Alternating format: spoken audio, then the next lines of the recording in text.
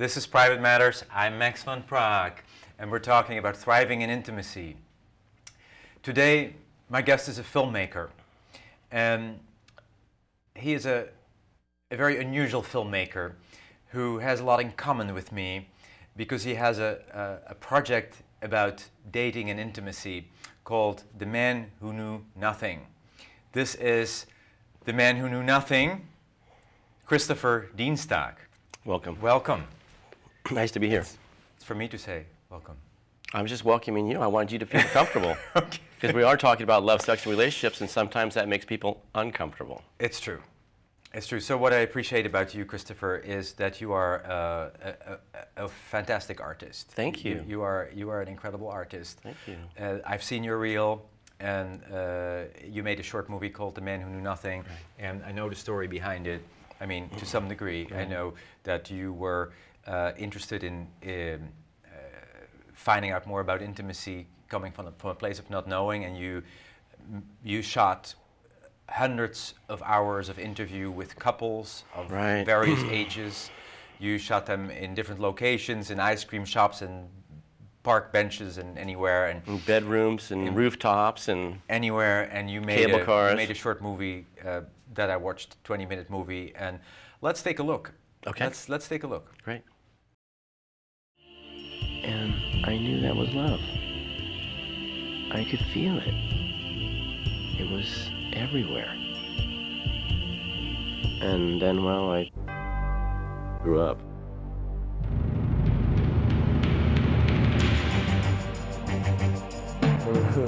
Love, Friends. sex, jealousy, feelings, No, gay, fear, Rejection. crush, honesty, hugging, partnership, money, power, Family. Patience. career, Pain. joy. Truth. Is your heart as beautiful as you are? Because it's all about the heart. It's all about the heart. The heart. The heart. The heart. The heart. The heart.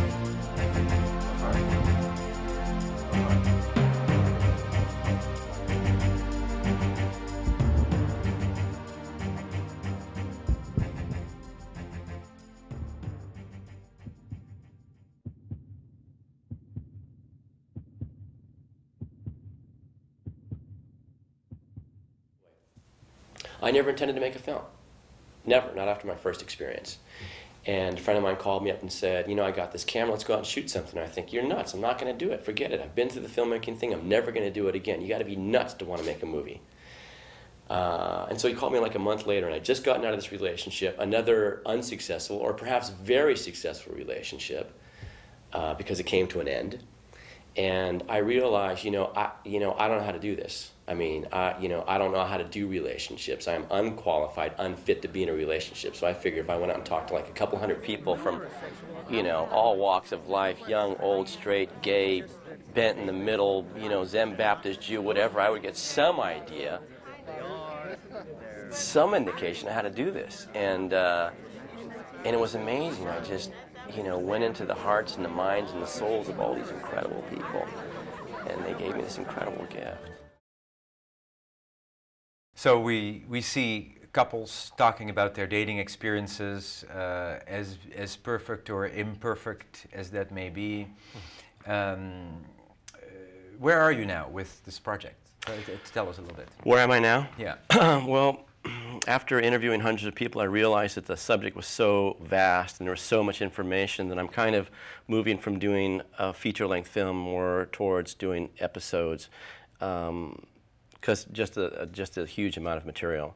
So I've put a pilot together, which is what you probably just watched, and that'll be the first, and then I'll follow that with another half-an-hour segment, another one following that, and the subject, and maybe the emphasis will be on jealousy, or maybe the emphasis will be on how to arbitrate arguments, or how to be intimate, or how to be completely open to suggestions in terms of, because sometimes we take each other's inventory, we put up walls, we get fearful, we get embarrassed, we learn things about one another. I mean, it could be about dating. It could be about, women that have been married 3 different times now decided that they're going to be with a woman, or vice versa. Or so I could kind of narrow the focus within the half-an-hour show. Hopefully that made some sense. I don't know. Well, so if you don't get picked up by I know you would like to sell to a network. But if you don't get picked up, are you so committed to this project that you'll continue and you'll go on YouTube? Absolutely. You'll go on YouTube. Yeah, I mean, there's all kinds of networks that are being developed online now that are doing amazingly well. I mean, there's studios, and all they do is develop content for the internet. So, I mean, you can have your own YouTube station, and people are doing that all the time. I mean, whether it's like shopping or makeup or. But my question was more about your priorities. You could say, okay, I'll move to the next topic.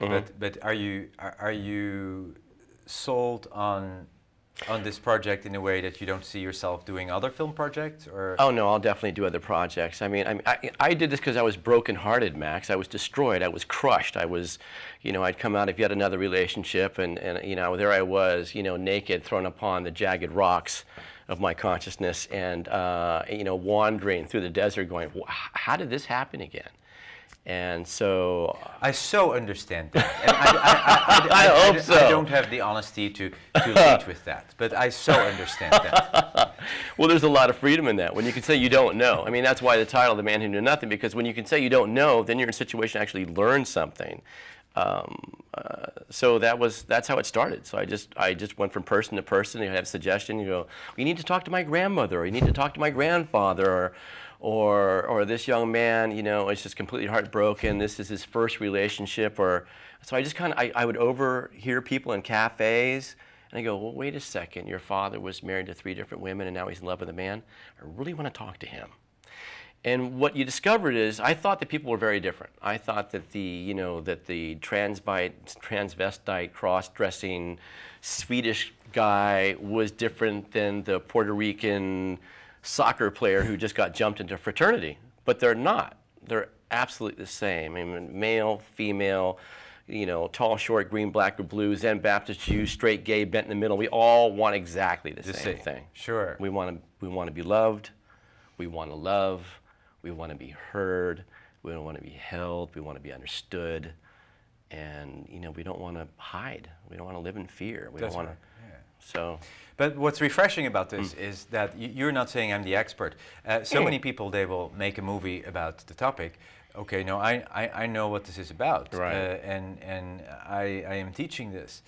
Yes, we sometimes teach what we need to learn. But this is a very genuine. No, I am not an expert. Very genuine approach. No. That I really appreciate. And when I said you and I have something in common, is that somehow there's something about purpose, where it is important to do a project about intimacy or love, and to make that something bigger. We definitely need to raise the love vibration. I mean, I say that with a certain amount of humor and being playful in that respect, but I mean, you know, there's so much division, not just in our community, but around the globe. There's so many walls put up. I mean, whether it's a religious wall, or a cultural wall, or a political wall, or if you're from a different country. I mean, it occurred to me early into this project that, you know, if you had someone that you can identify with, that you perceive was so different than you, yet they had exactly the same struggles, then how could you judge? And if you took it at an international level, perhaps, you know, a guy get kicked out of his house in Afghanistan because he had a quarrel with his wife. All right, well, maybe somebody in Petaluma had a quarrel with his wife and had to sleep in the car that night.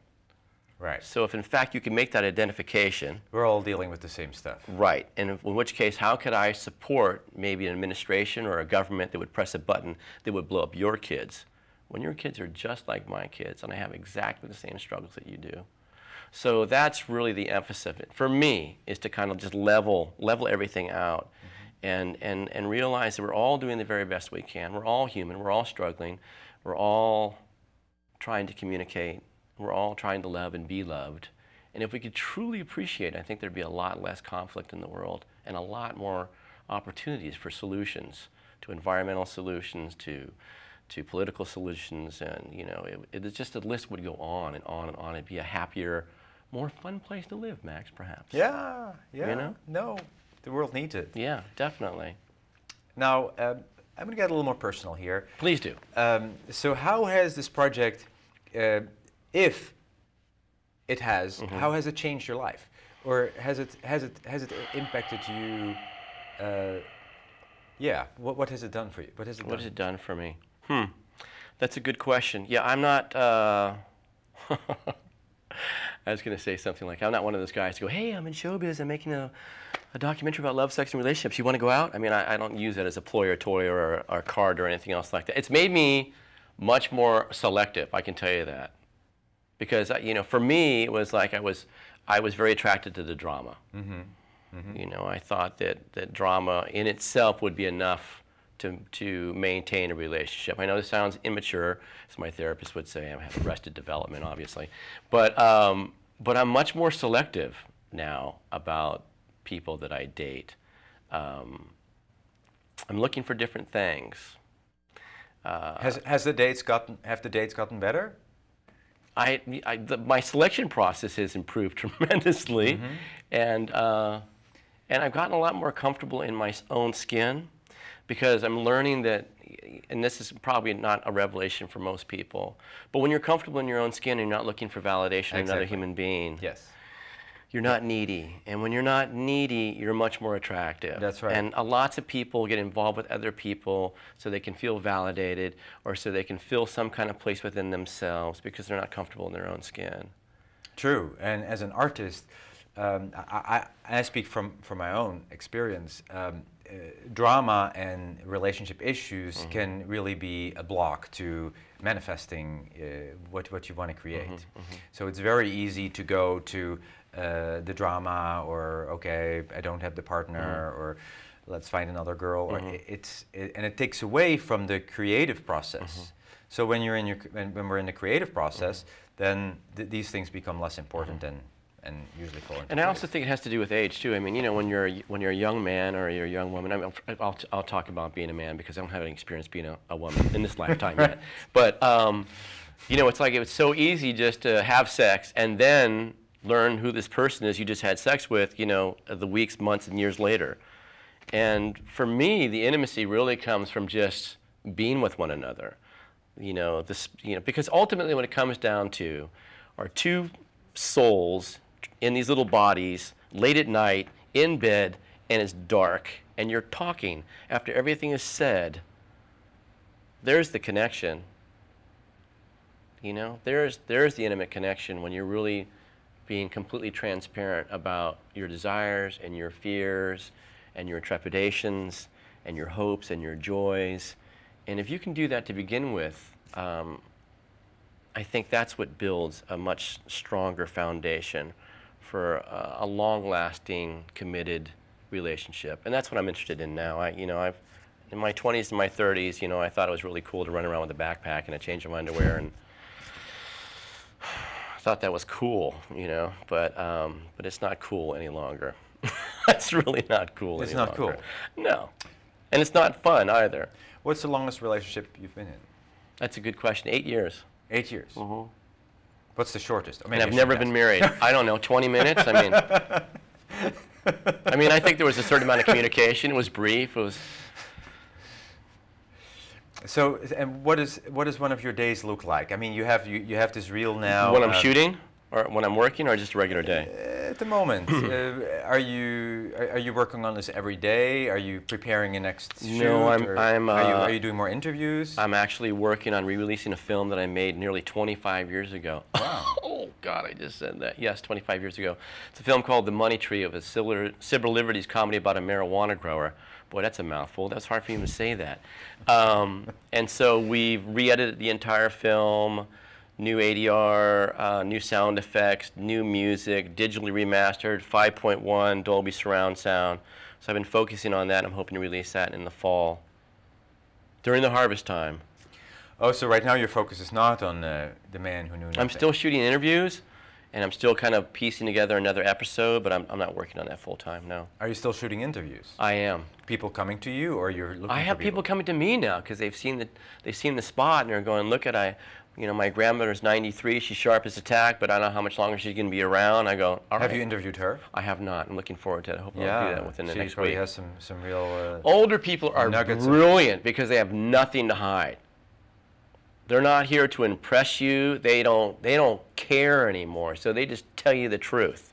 I interviewed this guy, John, who was over at the Redwoods. He was about 83 at the time, and I asked him what love is, and he goes, love, if you see love, run, run for your life, Christopher. He was just like so funny. And then you interview another guy, same age, he goes, you have to fight for love.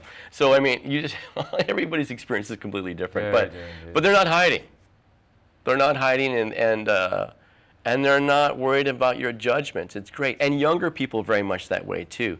The little girl in the movie, yeah. 6, 7, 8, 9, 10, and then when you start moving towards being a teenager, then you're worried about what people think of you, and if you're going to be popular, and am I going to say the right thing, and how am I going to impress this person, and it's that way all the way into your 20s and your 30s and your 40s, and then when you get into your 50s. And when you get older, then there's nobody there to listen anymore. Or oh, that's a sad story, Max. No, there's all kinds of people to listen.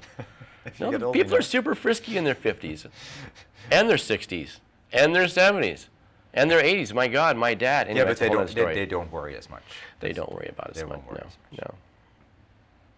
So your focus is on other projects and on this? Yeah, other features. I'm working on a screenplay right now. Working title is Going Straight, about a man who's been gay his entire life, who meets a woman who's been gay her entire life, and how they come together working on a project together and fall in love with one another, and it completely ruins their entire lives.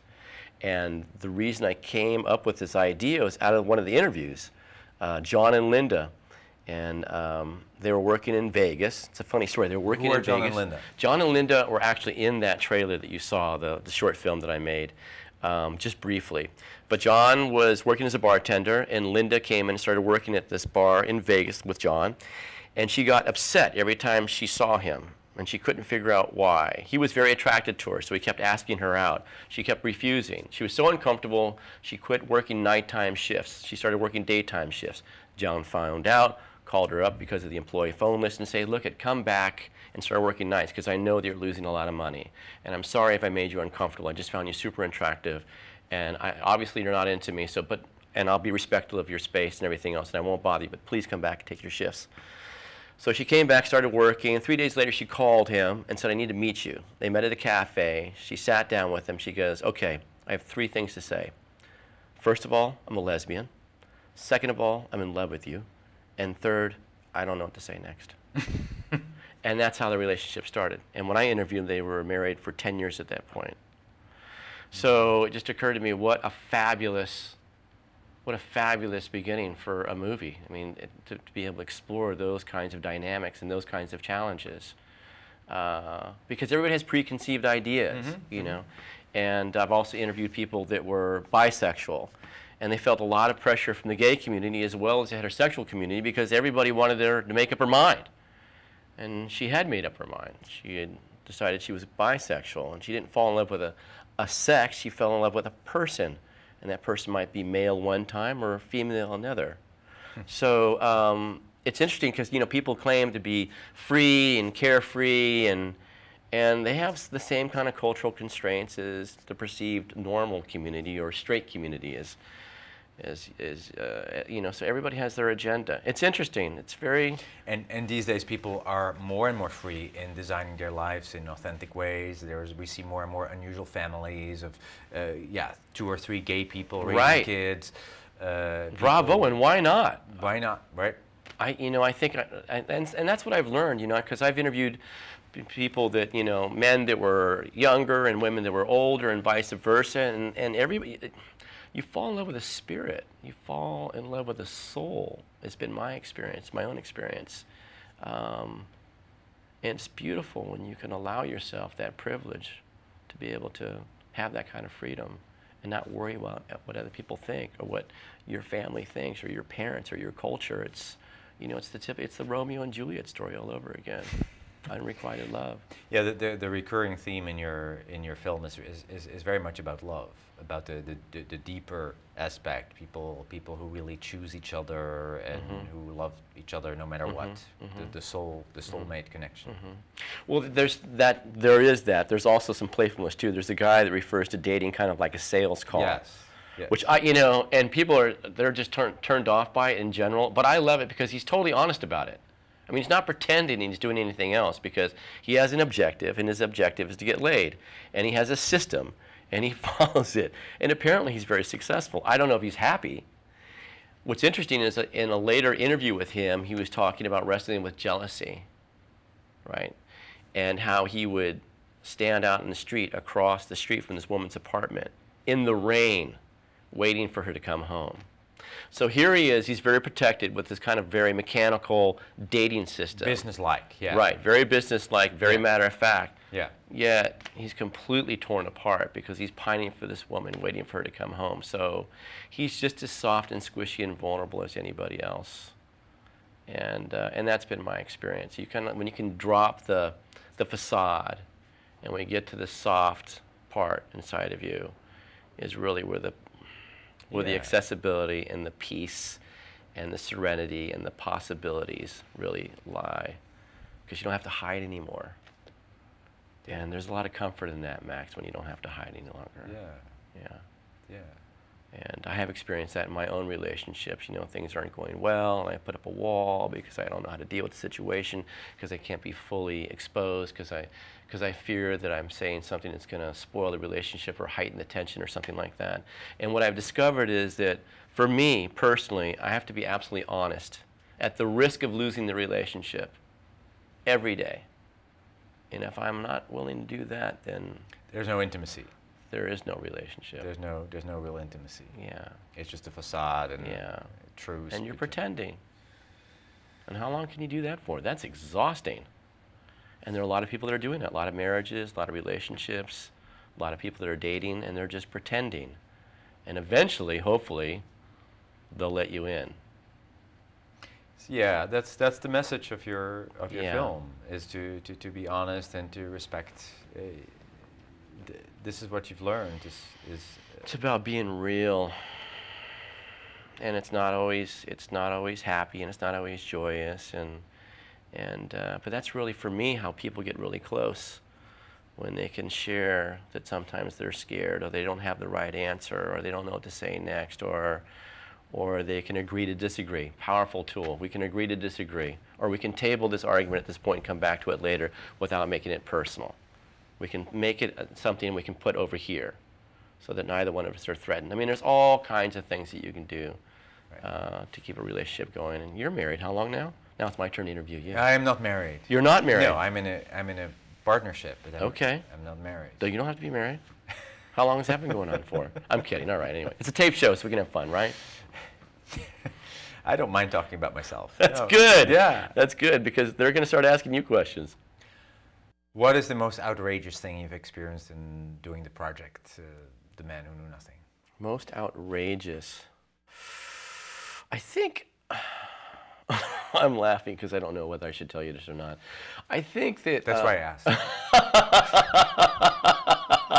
I think one of the more outrageous interviews that I had was a young man describing how, you might have to watch the show. He was very much into fruits and vegetables as part of his sexual experience, and it was very funny. He was describing the use of these fruits and vegetables in his lovemaking techniques, and that took me by surprise. So there was that. There was also the opportunity that I sat down with this one woman, and she had like 2 or 3 words.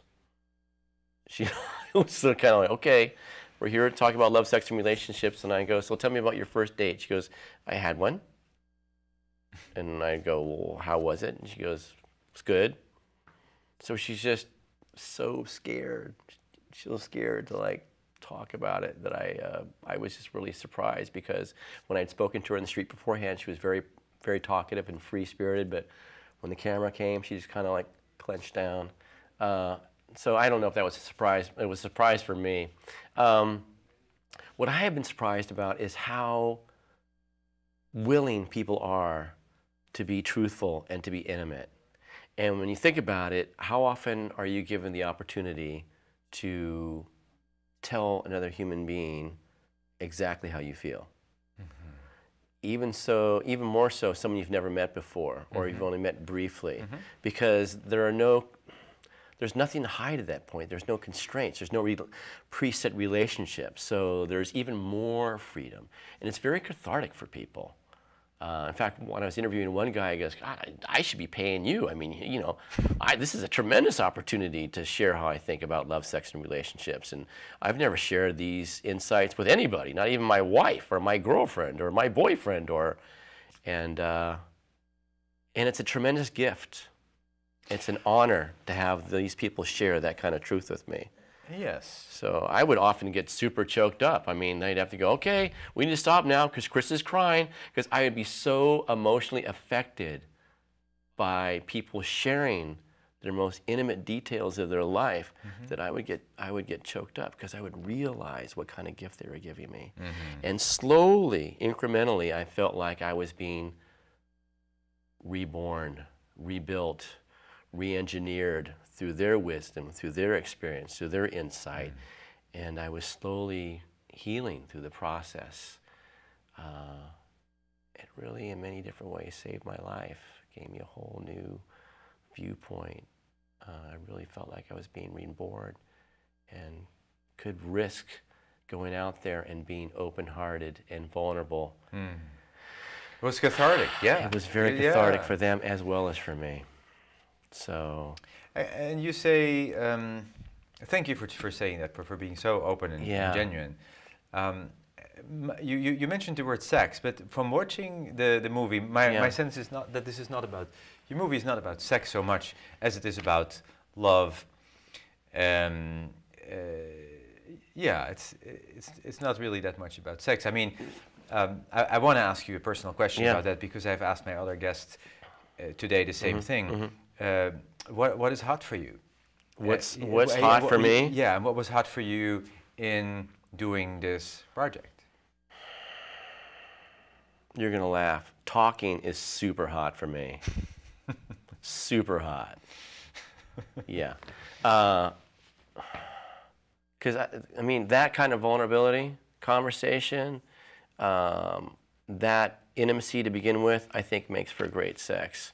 Because there lies the comfort, really. You know, how many positions are there in the Kama Sutra? I mean, I don't know. I mean, you know, you can change it up, you can do all kinds of things, and whether it's indoors or outdoors or hanging from the ceiling or flying from an airplane or, I mean, but it's really the connection, isn't it? Isn't that what makes sex super sexy and hot, is the connection? Especially, you know, at this time of my life.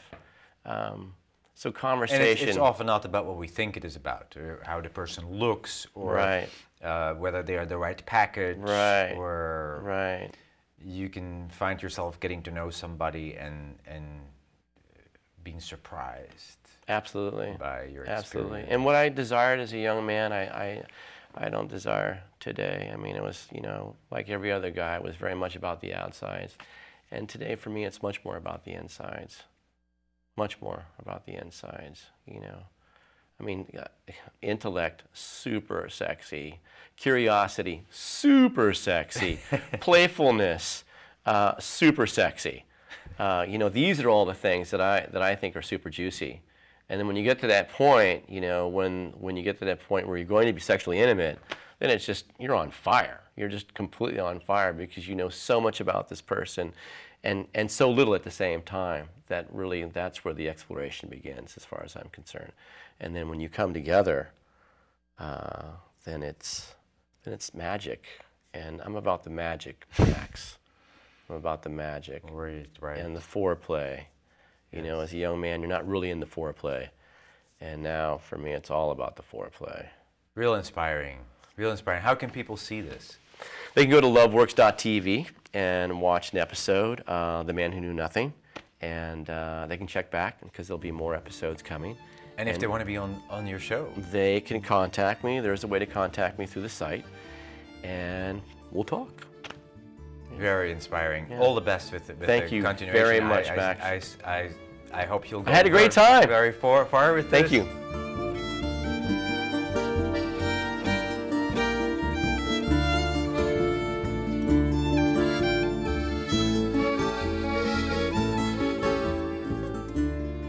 Se vos escrevemos, não está a escrever. Se vos esquecer, não está a esquecer. Até o dia que vou voltar. Se vos escrever-me, não está a escrever. Se vos esquecer, não está a esquecer. Até o dia que vou voltar.